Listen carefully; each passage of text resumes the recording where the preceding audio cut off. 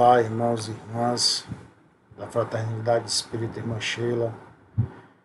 Me sinto muito feliz em estar com vocês em mais um encontro, divulgando a nossa doutrina espírita, abordando mais um tema, mais uma temática. Hoje nós abordaremos o tema Todos Nascem com uma Missão, para nós refletirmos e analisarmos sob a ótica da doutrina espírita. Basicamente, utilizei o Livro dos Espíritos, utilizando como subsídio principal o capítulo 10 do seu livro segundo. E para iniciarmos, eu trago um pensamento de Viktor Frankl. Se você não sabe qual a sua missão na vida, já tem uma, encontrá-la. Então, esse início já é uma grande indagação. Qual a nossa missão na vida? Para que eu vivo? Para que eu estou aqui reencarnado? Qual o meu propósito? Uma vez eu participei de um seminário com o Divaldo Franco, que justamente esse era um tema que ele abordava, o objetivo da nossa vida. E ao final, após grandes reflexões, ele nos trouxe que o grande propósito era o amor. Nós desenvolvermos o amor através das missões que nos são designadas. E Kardec nos traz que todos têm uma missão na Terra. Enquanto os espíritos superiores, eles concorrem para a harmonia do universo, executando as vontades de Deus, cujos ministros eles são, os espíritos inferiores imperfeitos também desempenham uma função útil no universo, uma vez que todos têm deveres a cumprir. As almas ou espíritos têm ocupações em relações com o seu grau de adiantamento, ao mesmo tempo que procuram instruir-se e melhorar-se. Porque a lei de evolução é uma lei do universo. E independente do grau ou do adiantamento em que nós estamos, todos temos uma ocupação na vida. Todos nós temos uma função a desenvolver. A ociosidade, que muitas vezes acreditamos que alguns espíritos estejam, até mesmo essa ociosidade ela é temporária. A missão ou a ocupação, ela é necessária à natureza. Tudo tem uma ocupação útil. E como elucida Kardec na questão 569, as missões dos espíritos têm sempre por objeto e objetivo o bem, quer como espíritos, quer como homens. Eles vão ser incumbidos de auxiliar o progresso da humanidade, dos povos ou dos indivíduos, dentro de um círculo de ideias mais ou menos amplas e de velar pela execução de determinadas coisas. É importante ressaltar que alguns vão desempenhar missões mais restritas e, de certo modo, pessoais ou inteiramente locais, como seja assistir aos enfermos, os agonizantes, os aflitos, até mesmo dentro do nosso lar. Pode-se dizer que há tantos gêneros de missões quanto as espécies de interesses a resguardar, tanto no mundo físico quanto no moral. É importante a gente ressaltar isso, porque às vezes temos uma ideia errônea que missão é somente aquela coisa grandiosa, é somente coisas que têm uma importância do ponto de vista sociedade, coisas grandes, e não. As missões podem ser compreendidas também, missões que do ponto de vista de alguns são ditas pequenas, porém para aquele que desempenha tem uma função, tem uma missão muito grande, um valor muito grande. Porque imaginem vocês a importância para aquele enfermo que está sendo assistido. Imaginem vocês, para aqueles aflitos, a importância daquele missionário, daquela pessoa que tem como missão socorrê-lo. A missão daquela pessoa, às vezes no lar, numa família um pouco tumultuosa, que consegue trazer um pouco de paz, um pouco de harmonia, um pouco mais de amor, um pouco mais de alento.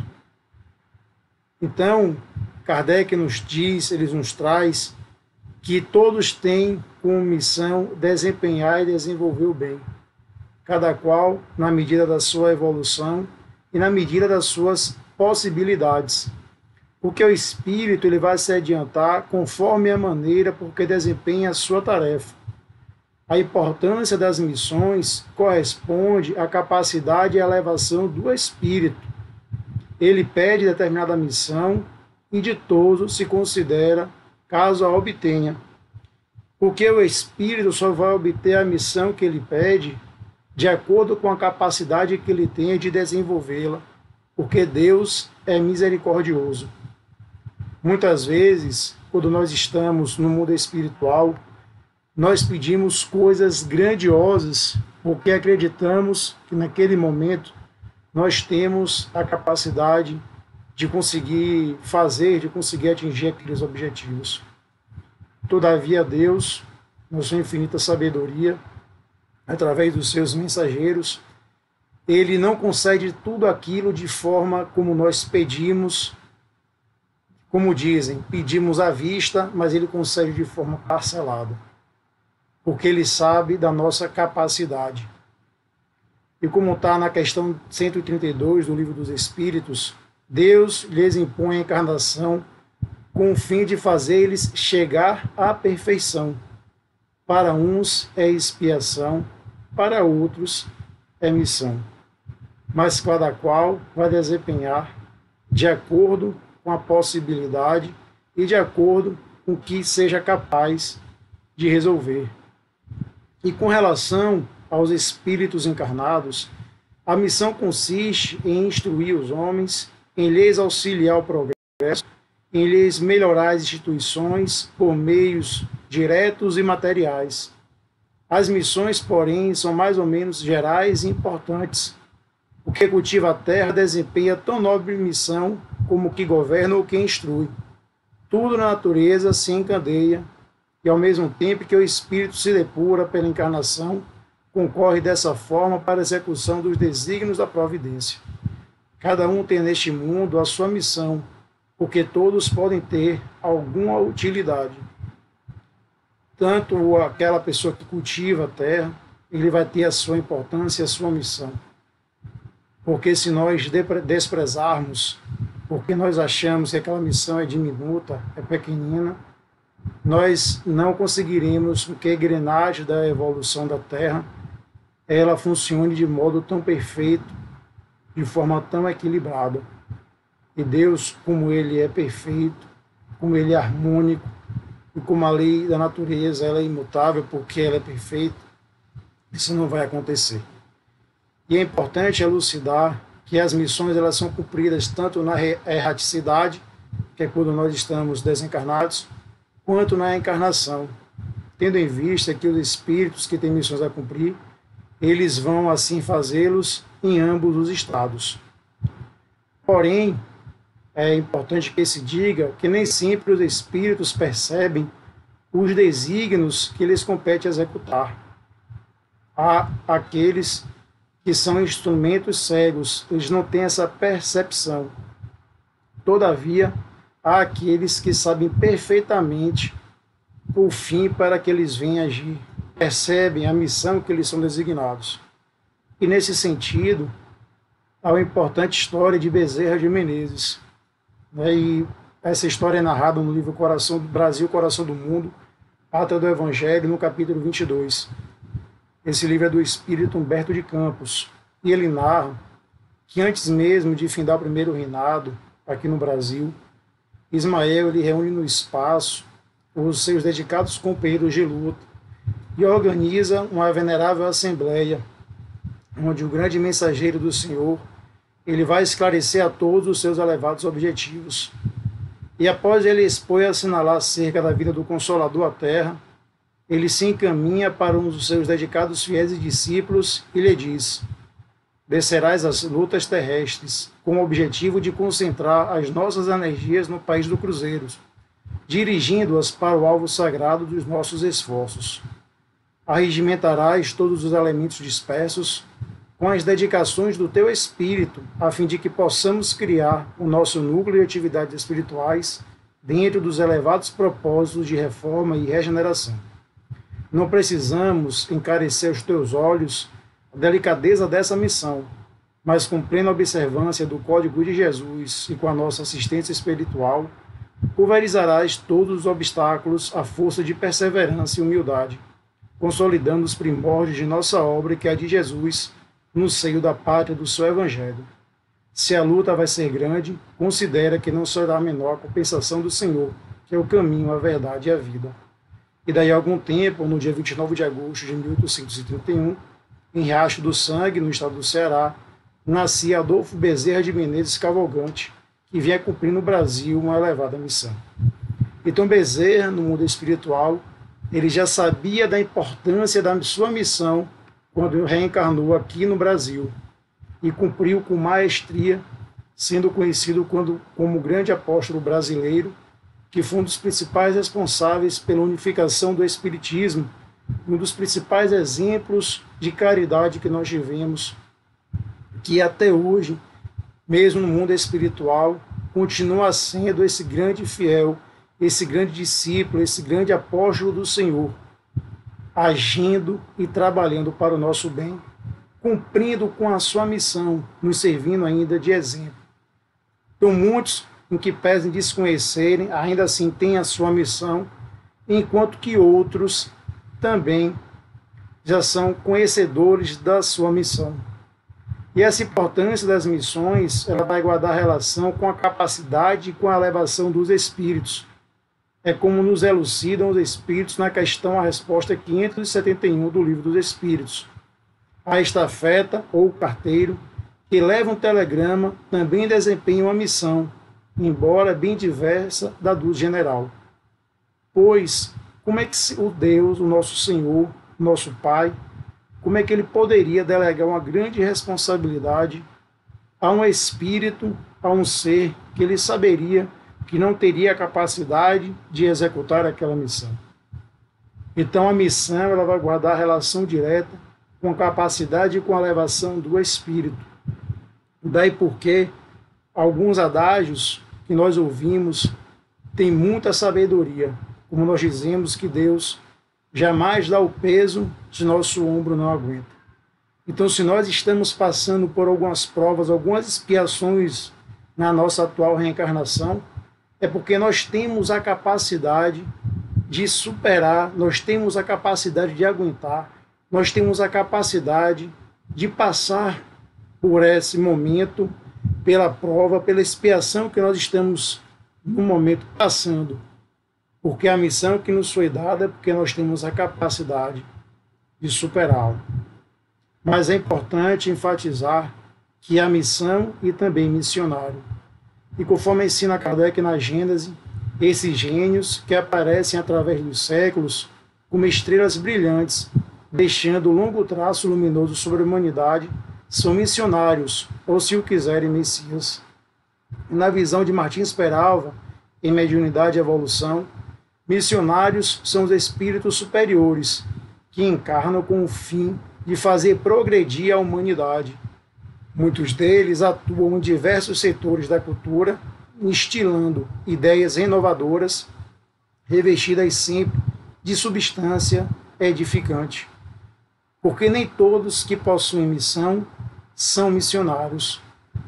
Missionários são aqueles gênios, são aqueles espíritos que possuem uma luz brilhante, como bem elucida Kardec, que deixam um longo traço luminoso sobre a humanidade, que vêm ser grandes exemplos pela sua vida, pela sua trajetória, pela sua história.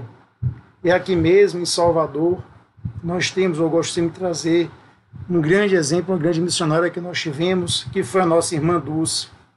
Ela nasceu em 26 de maio de 1914, com o nome de Maria Rita de Souza Brito Lopes Pontes. E desde os 13 anos, ela já demonstrava esse lado para a caridade.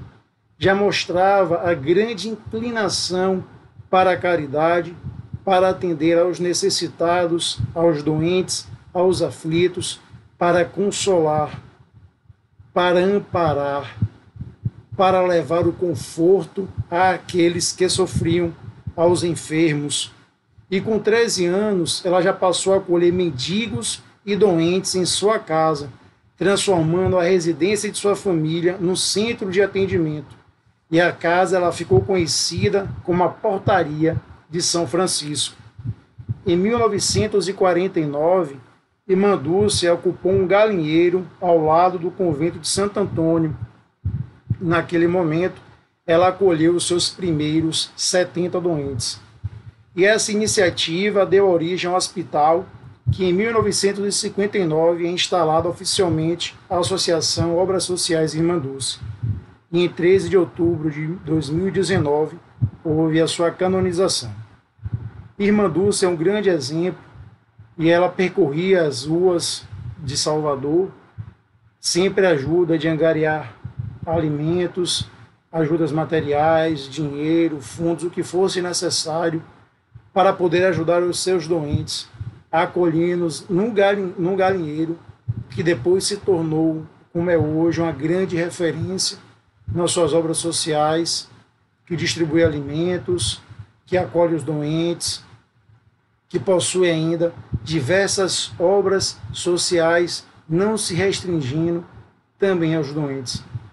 E também, nessa questão ainda de missionários, eu trago aqui à baila um artigo publicado pelo eminente professor e articulista Adilto Pugliese, que é denominado Erasmo e a Missão dos Espíritas. E ele nos chama a atenção que na história da humanidade vamos encontrar homens e mulheres localizados em diferentes locais da Terra e em diversas épocas históricas, destacando-se na comunidade em que viviam, muitas vezes extrapolando essas fronteiras, demonstrando possuir uma missão especial. Na antiguidade, podemos citar vários profetas, e no mundo grego antigo, Sócrates e Platão, cuja missão é considerada como a de terem sido precursores do cristianismo e do espiritismo. E continua o articulista informando que a missão de Jesus, por exemplo, foi extremamente revolucionária. A sua elevação espiritual permitiu-lhe desafiar o status quo vigente, as tradições e regras judaicas e romanas, apresentando uma nova ética. Ele apresenta em seus sermões Deus como Pai misericordioso, ensina a amar a Deus, prescreve a fé racional, usa de misericórdia e de fraternidade, fala com os espíritos e manifesta-se como espírito encarnado, senhor de suas potencialidades paranormais. Jesus, esse grande missionário, que de tão grande conseguiu dividir a história em antes dele e depois dele, a história ocidental.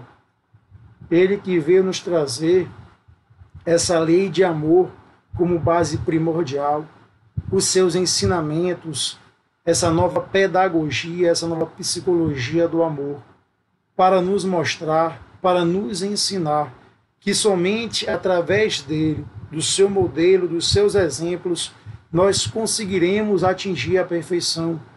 Não por isso, no Livro dos Espíritos, nós temos que ele é o nosso único modelo e guia. E se nós seguirmos os seus princípios, somente assim nós conseguiremos ser plenamente felizes. Somente assim nós conseguiremos atingir a nossa perfeição relativa. E quando nós olhamos para ele, nós conseguimos perceber como uma missão que ele teve é proporcional à sua perfeição. Contudo, continua seu Adilto, sua missão, a missão de Jesus, continha verdades que só poderiam ser confirmadas através da existência de uma condição especial, que só viria a ser conhecida e alcançada pelos homens séculos depois, a ciência experimental. Assim ele fez uma promessa registrada por João Evangelista, que a sua missão teria continuidade mais tarde, em outro tempo e épocas propícias. Essa promessa de João Evangelista, ela está no Evangelho de João, no capítulo 14, versículos 15 a 17, e 26, que é a promessa de enviar o Consolador prometido. E ela se cumpriu quando ele enviou, através do Espírito da Verdade, o Consolador prometido, notadamente por intermédio de Hipólito Léon Denis Rivail, mais conhecido como Allan Kardec, outro grande missionário que teve como missão codificar a doutrina espírita. E conforme consta em Obras Póstumas, na segunda parte, no subtópico Minha Missão, em 7 de maio de 1856, consta que Kardec assim questiona: outro dia, os espíritos me disseram que eu tinha uma importante missão a cumprir e me indicaram o seu objeto. Gostaria de saber se confirmas isso. Kardec questiona os espíritos acerca se de fato havia uma missão para ele, uma importante missão a cumprir. E ele obtém como resposta que sim, que ele tinha uma grande missão a cumprir. E com relação a essa missão de Allan Kardec, no mencionado artigo de Sr. Adilto Pugliese, ele assim discorre: durante pelo menos 3 vezes, os espíritos revelariam a Allan Kardec a sua missão. A primeira vez em 30 de abril de 1856, a segunda vez em 7 de maio do mesmo ano, e a terceira vez em 12 de junho do mesmo ano, 1856. Esse momento, dessa terceira vez, foi emocionante, porquanto foi encontro de Rivail com o Espírito Verdade. A elevada entidade declara ser Rivail um reformador e previne que a sua missão seria rude e cheia de perigos, porquanto se trata de abalar e transformar o mundo inteiro. A resposta de Rivail é a atitude da humildade e do missionário consciente de suas obrigações. Senhor, faça-se a tua vontade. Está nas tuas mãos a minha vida. Dispõe do teu servo. Dai-me as forças físicas e morais que me forem necessárias. Ampara-me nos momentos difíceis. Tudo envidarei para corresponder aos teus desígnios. Então, essas pessoas que tinham consciência das suas missões, elas vieram, marcaram a humanidade, foram verdadeiros missionários.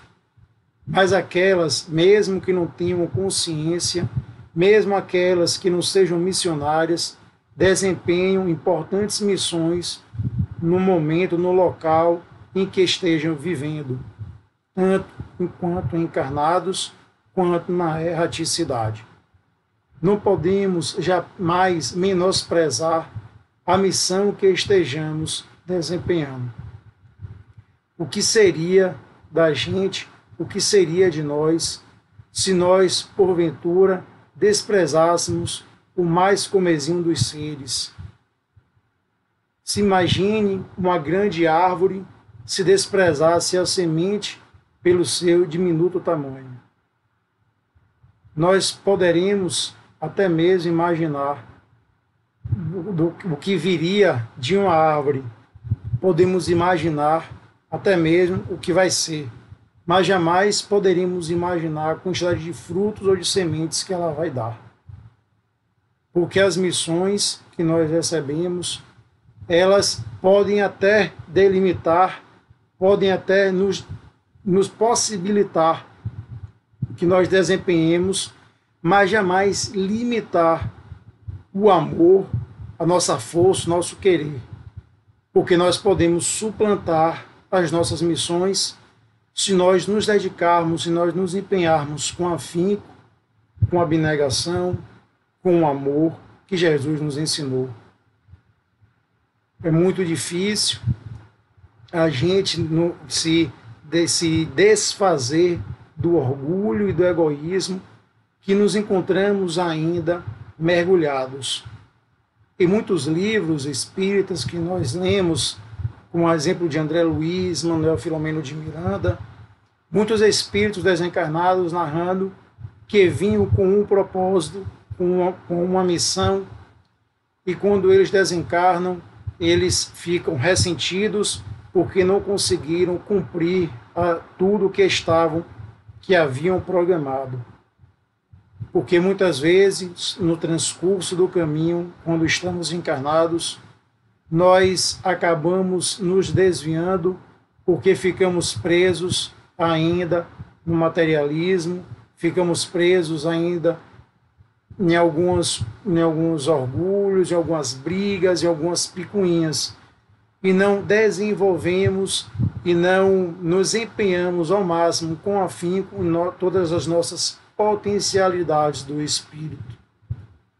Porque quando nós estamos no mundo espiritual, as nossas faculdades elas estão mais desenvolvidas e muitas vezes conseguimos enxergar as coisas de forma muito mais fluida, de forma muito mais fácil, por assim dizer. E quando nós estamos mergulhados na carne, nossa visão fica um pouco mais turva e nós acabamos mergulhados nesse charco da carne e esquecemos, pela lei natural do esquecimento, do que viemos desempenhar. Daí porque também há o esclarecimento de Kardec que durante o sono que nós nos desprendemos essa liberdade que nós temos temporariamente, é como se fosse um suspiro, um alívio para o nosso espírito, que assim consegue aurir forças para continuar vivendo e renovando para permanecer na luta. Se assim não fosse, não conseguiríamos reciclar as nossas forças para continuar nas nossas missões. Daí porque seguirmos a orientação da oração e vigilância para ficarmos sempre em sintonia com nossos anjos guardiões, com os espíritos superiores, com os bons espíritos, para conseguirmos cumprir com afinco, com resignação, aquilo pelo qual fomos e viemos designados.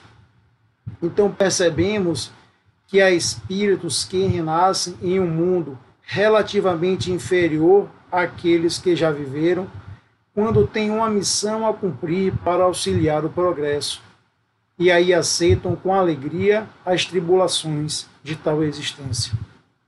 E nesse sentido, trago à baila uma história conhecida de Bezerra de Menezes, que em uma das assembleias no mundo espiritual ele recebeu a visita de Celina, a mensageira de Maria, que diz que veio lhe fazer um convite, amando de Maria, que o chamou-lhe para subir a esferas superiores, pois ele já tinha condições de estar, de evoluir para outros mundos. E ele, muito emocionado, banhado em lágrimas, disse a Celina que rogava a Maria Santíssima de forma humílima que se lhe fosse permitido fazer um único pedido, um único desejo, é que ele permanecesse aqui na terra, pois enquanto houvesse um irmão dele em sofrimento, ele aqui queria permanecer para poder consolar.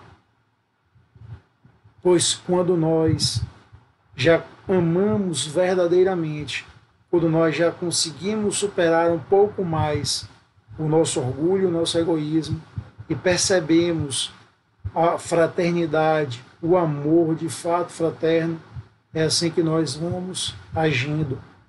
É assim que nós passamos a perceber o nosso irmão a todos que nos cercam, como Jesus nos ensinou, essa família universal. E é importante ressaltar, é importante trazer também que Allan Kardec, quando ele pergunta aos espíritos, eles respondem na questão 470, que nenhum espírito recebe como missão fazer o mal. Quando ele assim o faz, ele age por conta própria e, por consequente, ele sofre as consequências. Muitas pessoas, equivocadamente, podem pensar ou agir que tiveram como missão vir à Terra para praticar o mal. Pensamento equivocado apenas reflete a ignorância que aquele ser, que aquele espírito ainda vive, porque ninguém foi feito para a prática do mal. Se ele assim o faz, é pelo mau uso que ele ainda tem do livre-arbítrio, porque ninguém recebe como missão a prática do mal. e ele responderá, ele sofrerá as consequências dos seus atos, porque Deus não faz, não cria, não permite que alguém tenha como missão, só que ele, como fez, como a lei do livre-arbítrio, uma lei de Deus também, ele deixa todos nós livres para agirmos conforme nós quisermos, mas atrelado à lei do livre-arbítrio, tem a lei de responsabilidade. Nós somos livres para agir, mas teremos também a responsabilidade pelos atos que praticarmos. Livres para agir, mas também somos obrigados a colher. Porque senão, que mérito teríamos e que responsabilidade também nós teríamos? Então não existe missões mais ou menos importantes. De acordo com a evolução e a capacidade de cada espírito, ele vai receber a missão que virá para cá, desenvolver e desempenhar.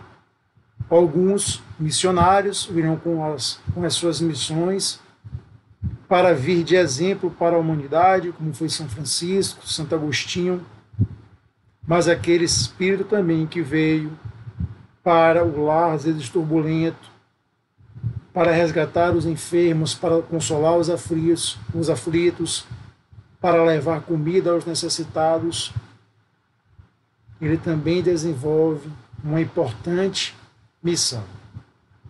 E para nós encerrarmos, vou ler aqui um poema do livro Parnaso de Além-Túmulo, de Chico Xavier, um poema de Alberto de Oliveira, do último dia. O homem, no último dia, abatido em seu horto, sente o extremo pavor que a morte lhe revela. Seu coração é um mar que se apruma em capela, no pungente estertor do peito quase morto. Tudo que era vaidade agora é desconforto. Todo anal da ilusão se destroça e esfacela, sob as ondas fatais da indômita procela do pobre coração que é náufrago sem porto. Somente o que venceu nesse mundo mesquinho, conservando Jesus por verdade e caminho, rompe a treva do abismo enganoso e perverso. Onde vais, homem vão? Cala em ti todo o alarde. Foge dessa tormenta antes que seja tarde. Só Jesus tem nas mãos o farol do universo. Muito obrigado a todos. Que Jesus nos abençoe hoje e sempre.